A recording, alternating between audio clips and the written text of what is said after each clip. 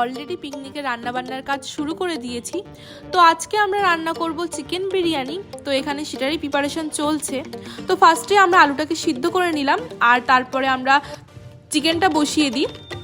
তো দেখো এখানে চিকেন আর আলুটা তো অলরেডি রেডি হয়ে গেছে। তো রান্না করতে করতে আমাদের অনেক খিদে পেয়ে গেছিলো, তাই মাঝখানে আমরা চপ আর চা খেয়ে নিয়েছিলাম, কারণ ঠান্ডা আস্তে আস্তে বাড়ছিল অনেক। আর চা খেতে খেতে দেখি বিরিয়ানির রাইসটা অলরেডি রেডি হয়ে গেছে, তাই আমরা বিরিয়ানিটাকে দমে বসিয়ে দিয়েছিলাম।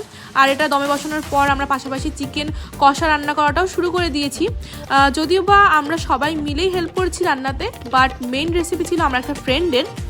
ও অনেক দারুণ রান্না করে, জাস্ট দেখো কি অসাধারণ লাগছে চিকেন কষা বা বিরিয়ানি দুটোই।